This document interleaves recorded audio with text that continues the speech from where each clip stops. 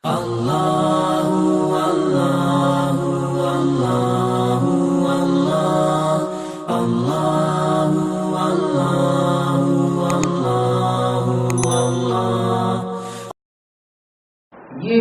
زندگی ہے، یہ زندگی ہم سمجھ رہے ہیں کہ نان و نوش کے لیے ہے، ہم سمجھ رہے ہیں کہ خوب اچھا پہننے کھانے کے واسطے ہے، ہم سمجھ رہے ہیں کہ بہت بڑھیا شاندار عالیشان محلات و قصور بنانے اور اس میں رہنے کے واسطے ہے، ہم یہ سمجھ رہے ہیں۔ یہ سمجھنا ہمارا دھوکہ ہے، یہ شیطان کی طرف سے یہ دھوکے کا سامان کیا ہے۔ زُيِّنَ لِلنَّاسِ حب الشهوات من النساء والبنين والقناطر المقنطرة من الذهب والفضة والخيل المسومة والأنعام والحرث لیکن ذلك متاع الحیات، یہ دنیا کی زندگی کے سامان ہے، دنیا کے ساتھ ختم ہونے والا، فانی فانی ہے، باقی باقی ہے۔ جو فانی ہم ہیں تو جس جگہ ہم رہتے ہیں یہ دار فانی ہے، جو دار فانی میں رہے گا، جب اس کا دار ہی فانی ہے تو وہ کہاں باقی ہو سکتا ہے، وہ بھی فانی ہے۔ ہاں، آخرت دار باقی ہے، جو دار باقی ہے اس میں رہنے والا بھی باقی ہے، وہ کبھی ختم ہونے والا نہیں۔ اما الذین سعدوا ففی الجنۃ خالدین فیہا ما دامت السماوات والارض، ہمیشہ ہمیشہ کی زندگی، کبھی وہاں سے نہیں ملتی، وہ خالدین فیہا، ہمیشہ ہمیشہ کے لیے، ہمیشہ ہمیشہ۔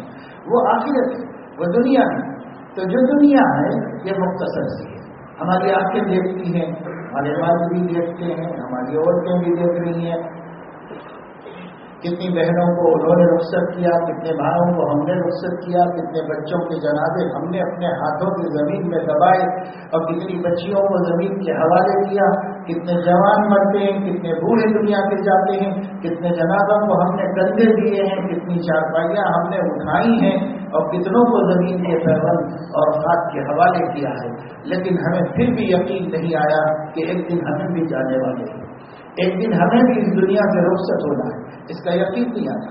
ہمارے مردے دفن ہوتے رہتے ہیں، ہم کھڑے قیمتیں کرتے رہتے ہیں، ہمارے مرنے والے پر اللہ کی آزمائشوں کا دن آیا ہے، اس کے سامنے فرشتے آ کر کھڑے ہونے والے ہیں، ہم اسے اس کے سفر آخرت پر رخصت کر رہے ہیں، لیکن اپنی سفر آخرت کے بارے میں نہیں سوچ رہے کہ ہمیں بھی ایک دن یہ سفر کرنا ہے، ہمیں بھی ایک دن اس طرح اٹھایا جانا ہے۔ سب ٹھاٹ پڑا رہ جائے گا جب لاٹ چلے گا بنجارا، جب آدمی کا جنازہ اٹھایا جائے گا، اسے ایک چارپائی پر سروں پر اٹھایا جائے گا، وہ اٹھ بھی نہیں سک رہا ہوگا، اسے 4 کندھوں کی ضرورت ہوگی، تب سب ٹھاٹ پڑا رہ جائے گا، انسان کا غرور بھی یہی رہ جائے گا اور انسان کی شان بھی یہی رہ جائے گی، اور انسان کے بڑے بڑے مرتبے اور مال اور دولت اور جو چیزیں ایسی ہیں جن کی محبت میں زندگی کھپایا تھا اور ناحق کھپایا تھا، وہ سب یہی رہ جانے والی، سب یہیں پر رہ جانے والی ہیں۔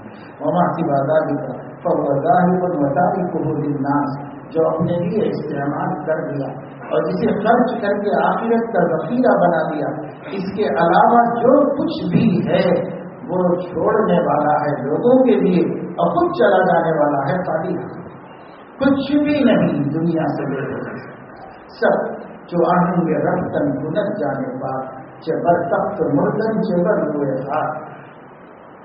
فریدون نے جو ہاتھ کو ہاتھ ایک بادشاہ تھا، جابر ظالم تھا، اسی کے ایک وزیر فریدون نے اور اس کے خلاف بغاوت کر دی اور اسے قتل کر دیا اور اپنی حکومت کا اعلان کر دیا، لیکن وہ سمجھدار تھا، اس نے ظلم کے مقابلے میں عدل کو پسند کیا اور اس نے غرور کے مقابلے میں عجز اور مسکنت اور تواضع کو پسند کیا، تو وہ اسی ضحاک کے تخت پر بیٹھتا تھا، ایران کے بادشاہ کے تخت پر بیٹھتا تھا، اسی تخت پر وہی تاج پہنتا تھا، لیکن اس نے اپنے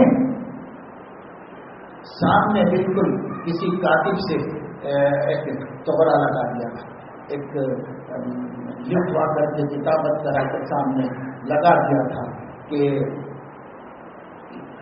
جو آہن یہ رفتن گنت جانے کا چبر تخت مردن چبر ہو، جہاں اے برادر نمانت پردس، اے بھائی یہ دنیا کسی کے ساتھ بھی نہیں کہ تو پرور دو کچھ کتنے تیرے جیسے لوگوں کو پالا اور بانٹ ڈالا. یہ دنیا کسی کا ساتھ نہیں ہے. یہ دنیا میں زمین پر لوگ پلتے ہیں.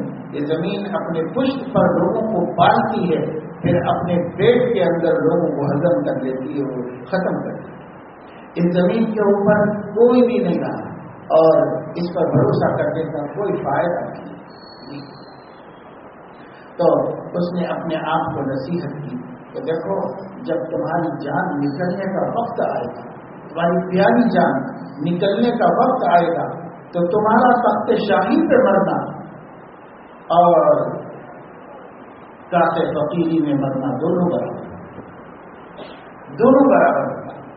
ایک آدمی فٹ پاتھ پہ مر گیا، بے سہارا، مان کے کھا لیتا تھا اور زندگی گزار لیتا تھا، درختوں کے سائے میں رہ گیا، فٹ پاتھوں پر سو گیا، پارکوں میں راتیں بیت نہیں اس کی، اور اس طرح تنی تنہا اس دنیا میں مر گیا. کوئی اس پر رونے والا بھی نہیں، غم کرنے والا بھی نہیں. ماں بکت علیہ السماء والارض کی شان اس کی ہے. اور ایک آدمی ہے جو تخت شاہی پہ مرا، سارا ملک سوگوار ہے اور ساری قوم اس کے لیے جو ہے رنگین ہے، سب کچھ ٹھیک ہے، لیکن سب دونوں کا انجام کیا ہے؟ تو دونوں کا انجام یکساں ہے، دونوں کا انجام ایک ہی ہے. اس کے ساتھ بھی وہی کیا جائے گا، اس کے ساتھ بھی وہی.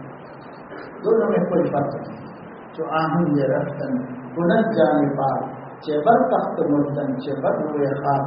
آدمی حقائق پہ غور نہیں کرتا، آدمی مظاہر کے دھوکے میں پڑا، وہ حقائق میں غور نہیں کرتا. ہر نظر آنے والی چیز کے پیچھے کوئی حقیقت چھپی ہوئی ہے، ہر پردے کے پیچھے کوئی حقیقت چھپی ہوئی ہے. ان پردوں کو مظاہر کہتے ہیں. مظہر نظر آنے والی چیز ظاہر پہ جو ہے، اور ان مظاہر کے پیچھے حقائق ہیں جو پردے کے پیچھے مخفی ہیں، مستور ہیں، چھپے ہوئے ہیں. جب تک آدمی پردہ اٹھا کے نہیں دیکھے گا وہ حقیقت نظر نہیں آئے گی، آپ کو پردہ ہی دکھائی دیتا رہے گا. تو ہم اس دنیا کے مظاہر میں کھو گئے. ان مظاہر کے پیچھے حقائق تھے.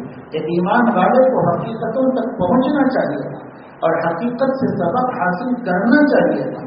اللہ نے سبق اسی میں رکھا تھا. یہ تو دھوکہ تھا، ہم دھوکے میں پڑ گئے اور دھوکے میں اٹک کے رہ گئے، حقیقت تک پہنچ نہیں سکے، اور اسی میں آخری وقت آ گیا اور اس وقت کا پھر افسوس ملنے لگا. مرتے وقت کا پھر افسوس ملنے سے کوئی بھی فائدہ نہیں. رب لولا اخرتنی الی اجل قریب فاصدق واکن من الصالحین، لیکن لن یؤخر اللہ نفسا اذا جاء اجلها. اس لیے ہمیں چاہیے کہ ہم زندگی کے مقصد کو پہچانیں. میرے دوستوں، میری بہنوں، ہم یہ جو جمع ہوتے ہیں ہر مہینہ اپنی زندگی کے مقصد کو پہچاننے کے بعد کو جمع ہوتے ہیں، اور یہ جائزہ لینے کے واسطے اور یہ دیکھنے کے واسطے کہ اس مقصد میں کس حد تک ہم کامیاب ہیں اور اس مقصد کو ہم نے کس حد تک پورا کیا ہے، اس کا جائزہ لینے کے واسطے، اس سلسلے کی بے فکری کو فکر میں بدلنے کے واسطے اور غفلت کو یادداشت اور ذکر میں تبدیل کرنے کے واسطے اور تازہ دم ہو کر کے اپنا قدم آگے بڑھانے اور مقصد حیات کو پورا کرنے کے واسطے ہم یہاں جمع ہوں. اگر یہ مقصد پورا نہیں ہو رہا ہے تو ہمارا یہ اٹھنا بیٹھنا کھانا پینا جمع ہونا کائے دار ہے. اس سے کیا فائدہ ہے؟ اس کا کوئی فائدہ نہیں ہے. اس دنیا میں چوپائے بھی کھا رہے ہیں، اس دنیا کے اندر کھانا اور جینے کا وظیفہ تو پرندے بھی پورا کر رہے ہیں اور چوپائے بھی پورا کر رہے ہیں، اور درندے بھی پورا کر رہے ہیں، اور دریائی مخلوقات بھی پورا کر رہی ہیں. سب کر رہے ہیں، سب کھا رہے ہیں، جی رہے ہیں، کھا رہے ہیں، جی رہے ہیں، پھر مر رہے ہیں، کھا رہے ہیں، جی رہے ہیں، مر رہے ہیں، کھا رہے ہیں، مر رہے ہیں. بس بھی ہو رہا ہے دنیا میں. لیکن کیا انسان بھی اسی لیے ہے کہ وہ پیدا ہو جائے، کمائے، کھائے اور مر جائے؟ اس کے لیے انسان پیدا ہوا. انسان اشرف المخلوقات ہے. آخر وہ جو جنت بنائی گئی ہے، جس کے ایک ذرے کی اور جس کے ایک پتے کی قیمت کل جہاں مل کر نہیں ہو سکتی، وہ کس کے لیے بنائی گئی؟ اس کی نعمتیں کس کے واسطے ہیں؟ جو اللہ تعالیٰ نے اپنے حکم سے بنائی ہیں، اپنی نگرانی میں جسے سنوار رہا ہے اور جس کی تدین کو اور جس کی ترقی کو اور جس کی خوبصورتی کو روزانہ صبح میں خود دیکھ رہا ہے اور خود اپنی نگرانی میں اس کو بنوا رہا ہے، آگے بڑھا رہا ہے، ترقی دے رہا ہے، خوبصورت بناتا جا رہا ہے۔ وَأُزْلِفَتِ الْجَنَّةُ لِلْمُتَّقِينَ غَيْرَ بَعِيدٍ، کس کے واسطے؟ یہ کس کے لیے؟ اس کو کون پائے گا؟ اس کا شوق کون کرے گا؟ سب سڑنے گلنے والی لاشوں پہ مریں گے۔ اگر سب لوگ دنیا کی حقیر اور فانی اور ذلیل لذتوں پر مریں گے، اگر سب لوگ فانی نعمتوں پر مریں گے، اگر سب اس کے پیچھے کپیں گے، وہ جنت کی وقیر اور قیمتی اور لافانی اور لاسانی نعمتوں کو کون پائے گا؟ اور اس کے لیے کون جد و جہد کرے گا؟ اس کے لیے امت محمد ہے۔ ہمیں آپ کو اس کے لیے جد و جہد کرنا ہے۔ وہ اللہ نے ہمارے لیے بنائی ہے، اور عزت المتقین، وہ ایمان والوں کے لیے بنائی ہے۔ ایمان والوں کو اس کی فکر کرنی چاہیے، اس کی کوشش کرنی چاہیے۔ صبح ہوتی ہے، شام ہوتی ہے، عمر یوں ہی تمام ہوتی ہے، ہمارا حال یہ ہو گیا۔ آج صبح کیسے ہو گئی پتہ نہیں، شام کیسے ہو گئی پتہ نہیں، آج دن بھر کی کیا کمائی ہے۔ رات کو سوئے اور صبح ہو گئی، 12 گھنٹے بیت گئے، آج رات بھر کی کیا کمائی ہے۔ ہمارے پاس کوئی جائزہ نہیں، ہمارے پاس کوئی حساب نہیں، ہمارا دن یوں ہی گزر گیا، ہماری راتیں یوں ہی گزر گئی۔ کبھی ہم نے یہ نہیں دیکھا کہ کل کا کاؤنٹر آج کے کاؤنٹر کے مقابلے میں کم ہے یا زیادہ ہے، کل کی آمدنی آج کی آمدنی کے مقابلے میں کم ہے یا زیادہ ہے، ہم نے کبھی حساب نہیں دیا۔ اور جو حساب نہیں دیتا وہ اپنی تجارت میں خسارے میں چلا جاتا ہے، اسے پتہ بھی نہیں چلتا۔ وہ اپنی تجارت کا نفع تو کھو ہی دیتا ہے، اپنی تجارت کی راس المال اور پونجی اور کیپٹل بھی کھو دیتا ہے، کچھ نہیں بچتا اس کا، سب ختم کر دیتا ہے۔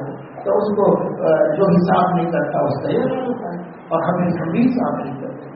عمر گزر گئی، 10 برس کے ہو گئے، 20 برس کے ہو گئے، 30 برس کے ہو گئے، 40 50 60 70، کوئی پرواہ نہیں ہے۔ 70 برس زندگی کے گزر گئے، بلکہ جو ہماری عمروں کا گراف تھا اس سے بھی زیادہ ہم جی لیے ہیں، لیکن ہمیں نہیں پتا ہے کہ ہم نے کیا کمایا اس زندگی میں۔ زندگی کے مقصد کو پورا کیا کہ نہیں کیا؟ زندگی کے مقصد کو پورا کرنے والے اللہ کے بندے دنیا میں کل بھی تھے، آج بھی ہیں۔ فرق صرف یہ ہے، پہلے زیادہ ہوا کرتے تھے، اب سال سال ہو گئے۔ کہیں کہیں رہ گئے جو زندگی کے مقصد کے لیے جیتے، وہ اس لیے جیتے ہیں کہ اللہ راضی ہو جائے، وہ اس لیے جیتے ہیں کہ ہمارے قبر میں روشنی ہو جائے، وہ اس لیے جیتے ہیں کہ حشر میں حساب آسان ہو جائے، وہ اس لیے جیتے ہیں کہ پلسرات پر گزرنے میں کوئی دشواری نہ پیش آئے، وہ اس لیے جیتے ہیں کہ جنت میں داخلہ اولی یقینی ہو جائے اور جہنم میں جانا نہ پڑے۔ وہ اس کے لیے جیتے ہیں اور اس کے لیے محنت کر رہے ہیں اور اس کے لیے کوشش کر رہے ہیں۔ ایسے بندوں کو آج ڈھونڈنا مشکل ہے اور ڈھونڈتے سے ملنا مشکل ہے۔ ایسے بندے اور ایسی بندیاں تو اور بھی نایاب ہیں، اور بھی زیادہ نایاب ہو گئی کہ ایسی بندیوں کو تلاش کرو جن کی زندگی کا مقصد رضا رب ہو اور اللہ تعالیٰ کو خوش کرنے کے لیے وجیر ہے۔ ان کی جوانی اللہ کی خوشنودی کے واسطے ہے، ان کی صحت اللہ کی خوشنودی کے واسطے ہے، ان کا مال اللہ کی خوشنودی کے واسطے ہے، ان کی صلاحیتیں اللہ کی خوشنودی کے واسطے ہیں۔ اگر ان کی آنکھ کے دیدے میں روشنی ہے تو وہ اللہ کو خوش کرنے کے واسطے ہے، اگر ان کے کان کے پردے میں سماعت ہے تو وہ اللہ کو خوش کرنے کے واسطے ہے، اگر ان کی زبان میں گویائی کی قوت ہے تو وہ اللہ کو خوش کرنے کے واسطے ہے، ان کے تن بدن کا انگ انگ رونگتا رونگتا اس لیے وجود میں آیا ہے کہ اللہ راضی ہو جائے، اللہ پاک خوش ہو جائے۔ وہ سانس اندر لے رہے ہیں اللہ کی رضا کے واسطے اور باہر نکال رہے ہیں اللہ کی رضا کے واسطے۔ ایسے بندے ایسی بندیاں کبھی بہت ہوتے تھے، اب جو ہے ڈھونڈنے سے بھی ملنا مشکل۔ ایک کا دکا کہیں کہیں خال کہیں ہو، جیسے آسمان پر کہیں کہیں ستارہ چمک رہا، ایسے دنیا میں اللہ کے بندے چمک رہے، باقی سب کے سب خواب غفلت میں اپنی زندگی کو سیاہ تاریخ اور نہایت خوفناک بنا کر کے شیطانوں کی خوشنودی کے لیے زندگی گزاری۔ ابلیس راضی ہے، ننگا ناچ رہا ہے کہ ایمان والے بھی میرے ہی بندے بنے، رحمان کے بندے بھی میرے کھاتے میں آ گئے۔ وہ خوش ہو رہا ہے اور رحمان کو اپنے بندوں کی بگاڑ کی تکلیف، اپنے بندوں کے فساد کی تکلیف ہو رہی ہے، اللہ تعالیٰ کیفیات کو قبول کرنے سے منزہ و مبرہ ہے، لیکن اللہ تعالیٰ کی یہ شان ہے کہ اللہ رب العزت اپنے بندوں کی اچھی حالت سے خوش ہوتا ہے اور اپنے بندوں کی بری حالت سے اللہ تبارک و تعالیٰ شانہ ناخوش ہوتا ہے، ناراض ہوتا ہے۔ یہ اللہ رب العزت نے اپنے لیے اختیار کیا ہے اور اس صفت کو اپنے لیے پسند کیا ہے، تو ہمیں اس کا حکم دیا گیا ہے، ہم اس کے پابند کیے گئے ہیں کہ ہم اللہ تبارک و تعالیٰ شانہ کو راضی کرنے کے لیے زندگی گزاریں۔